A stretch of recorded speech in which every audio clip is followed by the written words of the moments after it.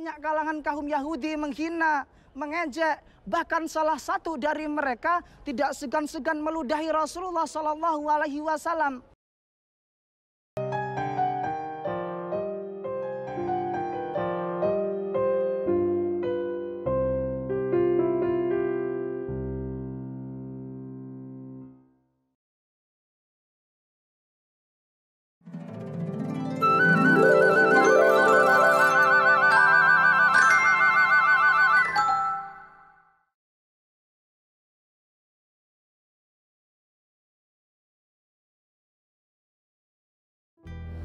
Bismillahirrahmanirrahim.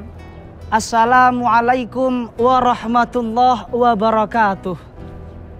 Alhamdulillah, salatan ma'asalam ala rasulillah, wala hawla wala quwata illa billah, amma ba'du.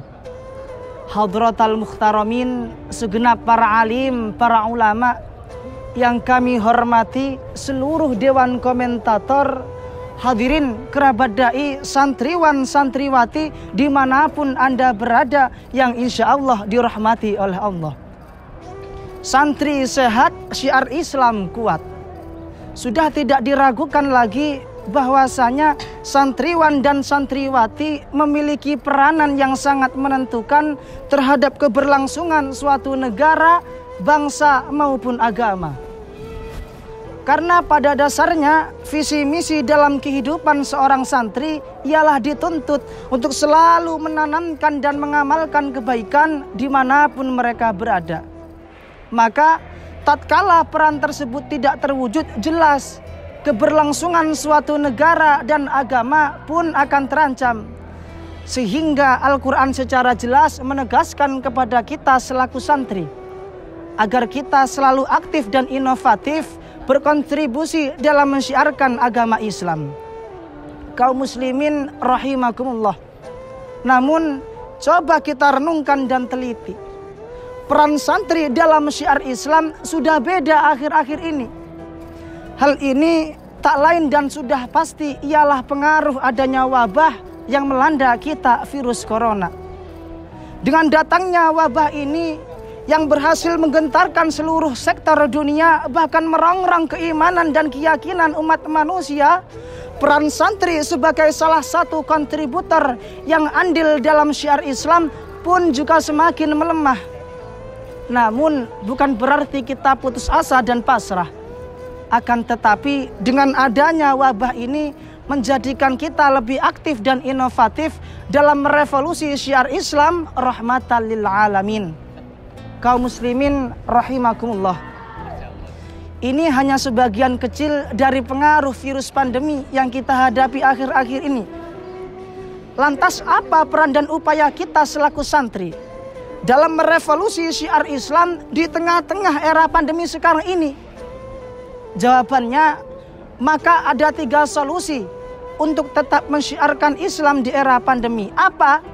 Yang pertama, yakni menanamkan jiwa takwa kepada Allah Subhanahu wa Ta'ala dalam diri kita masing-masing, terutama kita para santri. Hal ini sudah disinggung oleh Allah Subhanahu wa Ta'ala dalam Al-Quran surah Al-Anfal ayat 29 yang berbunyi, A'udzubillahi minasyaitonirrajim, bismillahirrahmanirrahim. Ya ayyuhalladzina amanu, hai orang-orang yang beriman, in tattaqullaha yaj'al lakum furqanan. Jika kamu mau bertakwa kepada Allah, maka Allah akan memberimu furqan. Wa yukaffir ankum sayyi'atikum, maka Allah akan menghapus segala kesalahanmu. Wa yaghfir lakum, dan Allah akan mengampuni segala dosa-dosamu. Wallahu dzul fadlil azim, dan Allah mempunyai karunia yang sangat besar.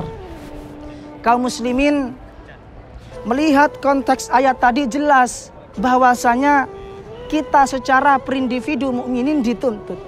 Dituntut untuk apa? Dituntut untuk senantiasa menanamkan jiwa takwa kepada Allah Subhanahu wa Ta'ala. Sedang dalam kaidah tasawuf dijelaskan bahwasanya ta'rif dari at-taqwa ialah memiliki 2 cabang. Yang pertama, mulazamatut ta'ah, mematuhi segala sesuatu yang telah diperintahkan oleh Allah Subhanahu wa Ta'ala. Seperti apa? Menjalankan sholat, menunaikan zakat, puasa, berbakti kepada orang tua, dan lain sebagainya. Itu yang pertama. Kemudian cabang yang kedua apa? Yakni tarkuma nahallahu anhu. Meninggalkan segala sesuatu yang telah dilarang oleh Allah Subhanahu wa Ta'ala. Apa? Korupsi, prostitusi, zina, dan lain sebagainya. Maka dapat disimpulkan bahwasanya hakikat takwa bukan hanya mematuhi segala perintah Allah, akan tetapi juga menjauhi segala larangannya. Kaum muslimin rahimakumullah. Kemudian setelah bertakwa kepada Allah Subhanahu wa Ta'ala, disusul kalimat yaj'al lakum furqanan, yang bermakna Allah akan memberimu furqan. Sedang yang dimaksud furqan ialah hidayatan wa nuran tufarriqu bihi bainal haq wal batil. Petunjuk dan cahaya untuk membedakan mana yang hak dan mana yang batil. Dengan demikian, jikalau kita para santri mampu menanamkan jiwa takwa kepada Allah Subhanahu wa Ta'ala dalam diri kita, maka sudah pasti kita akan mampu membedakan mana yang hak dan mana yang batil. Dan jikalau kita sudah mampu membedakan mana yang hak dan mana yang batil, maka tanpa kita sadari bahwa iman sudah tertanam dalam diri kita dan Islam sudah kokoh dalam hati kita. Maka disinilah mementingkan jiwa takwa kepada Allah Subhanahu wa Ta'ala dalam penyebaran agama Islam. Kaum muslimin rahimakumullah. Setelah pondasi keimanan kita kokoh atas dasar takwa, selanjutnya solusi yang kedua untuk tetap menyiarkan Islam di era pandemi apa? Yakni berdakwah dengan berlandaskan uswatun hasanah, yakni akhlakul karimah. Kaum muslimin, sebagai gambaran diceritakan dalam sebuah riwayat bahwasanya suatu ketika Rasulullah Shallallahu Alaihi Wasallam pergi keluar rumah untuk sholat berjamaah. Seiring dengan langkah beliau, banyak kalangan kaum Yahudi menghina, mengejek, bahkan salah satu dari mereka tidak segan-segan meludahi Rasulullah Shallallahu Alaihi Wasallam. Namun di suatu ketika Rasulullah Shallallahu Alaihi Wasallam berjalan lagi menuju masjid untuk sholat berjamaah. Lagi-lagi banyak kalangan kaum Yahudi menghina, mengejek, meludahi Rasulullah Shallallahu Alaihi Wasallam. Naudzubillah. Hal ini terjadi berulang-ulang kali di setiap Rasulullah Shallallahu Alaihi Wasallam pergi sholat berjamaah. Namun apakah Rasulullah marah? Tidak. Apakah Rasulullah membencinya? Tidak. Apakah Rasulullah balas dendam? Tentu tidak. Akan tetapi beliau Rasulullah sabar dan menerima.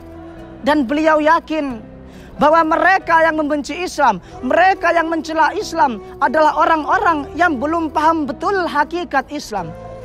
Dan suatu saat nanti bersamaan dengan hidayah Allah, mereka akan sadar bahwa agamaku adalah rahmat bagi seluruh alam, kata Rasulullah. Allahumma sholli ala Muhammad. Namun di suatu ketika Rasulullah Shallallahu Alaihi Wasallam pergi sholat berjamaah yang kesekian kalinya. Beliau heran kenapa? Karena orang yang setiap harinya meludahi Rasulullah, orang yang setiap harinya mencela Rasulullah, kini orang itu tak tampak. Kemudian Rasulullah menanyakan perihal ini kepada masyarakat sekitar, dan tahulah Rasul bahwa orang tersebut terjatuh sakit, lemah, terbaring. Kaum muslimin rahimakumullah. Pada umumnya kita, ketika orang yang setiap harinya menghina kita, orang yang setiap harinya mencela kita, bahkan sempat-sempatnya jadi musuh bebuyutan kita, ketika itu mereka jatuh sakit tak berdaya, apa yang kita rasakan? Tentu kita senang dan bangga. Bahkan sempat-sempatnya kita bilang gak lama lagi itu umurnya. Naudzubillah. Berbeda dengan Nabi kita Muhammad Sallallahu Alaihi Wasallam. Seketika itu beliau langsung bergegas menuju rumah orang tersebut untuk menjenguk dan menanyakan kabarnya. Beliau berkata, "Saudaraku, aku tidak melihatmu hari ini sama sekali. Dan ternyata kau terbaring lemah karena sakit. Lantas bagaimana keadaanmu sekarang?" Kemudian orang tersebut berbalik tanya kepada Rasulullah dengan mata memerah, "Apakah engkau kemari hanya untuk menjengukku ya Muhammad?" Dengan tenang Rasul menjawab, "Tentu saudaraku." Seketika tersentuhlah hatinya. hati yang selama ini dibungkus cahaya hitam, hati yang selama ini diselimuti kezaliman. Ia menangis sejadi-jadinya di hadapan Rasulullah dan berkata, sungguh mulia akhlakmu wahai putra Abdullah. Walaupun setiap hari aku selalu menghinamu, walaupun setiap hari aku selalu mencakitimu, mencelamu, pagi-pagi buta kau melangkahkan kaki pergi beribadah, aku selalu menghalangimu, bahkan aku selalu meludahimu. Tapi apa yang kau lakukan? Kau tidak balas dendam sedikit pun kecuali kebaikan yang kau lakukan saat ini kepadaku. Sungguh mulia akhlakmu wahai Muhammad. Sungguh indah agamamu wahai Muhammad. Sungguh indah. Dengan ini aku bersaksi bahwa tiada Tuhan selain Allah dan engkau Muhammad adalah utusannya.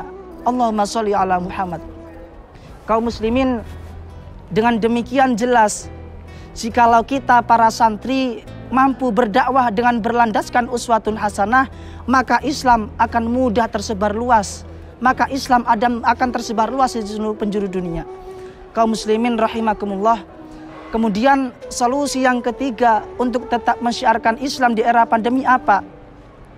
Tiada lain yakni berdakwah dengan teknologi. Kita semua sepakat. Sepakat untuk apa? Sepakat bahwa all sector of life depend on social media and digital technology. Seluruh sektor kehidupan bergantung pada media sosial dan teknologi digital. Pendidikan berbasis teknologi, muncul tuh ruang guru. Perekonomian berbasis teknologi, muncul aplikasi Shopee. Transportasi teknologi, komunikasi teknologi, semuanya berbasis teknologi. Maka hanya dengan teknologilah Islam akan tersebar luas meskipun dihantui era pandemi yang serba terbatas. Kaum muslimin, dewan komentator, penonton rahimakumullah. Mengacu fatwa Majelis Ulama Indonesia nomor 14 pada 17 Maret 2020 bahwasanya wajib bagi seluruh masyarakat Indonesia terutama orang mukminin untuk selalu menjaga dan mengisolasi diri masing-masing di rumah dan dilarang melakukan aktivitas yang membuka peluang terjadinya penularan virus corona. Maka dengan ini saya mengajak kepada seluruh santri generasi muda. Hai santri anak muda, mari kita junjung tinggi semangat syiar Islam di era pandemi. Satukan tonggak, manfaatkan teknologi. Saatnya Islam berevolusi. Perbanyak konten Islami, bungkus dengan imajinasi, bungkus dengan kreasi. Luaskan khazanah Islam, sebarkan ceramah ulama sebagai kalimat inspirasi. Insya Allah Islam akan kokoh dan akan tersebar luas di seluruh penjuru dunia. Kaum muslimin rahimakumullah. Mungkin cukup sekian yang dapat kami sampaikan. Mari menjadi santri yang sehat agar syiar Islam menjadi kuat. Saya Irfan Mahfud Rashid, kurang lebihnya mohon maaf. Wa akhiran wassalamualaikum warahmatullahi wabarakatuh.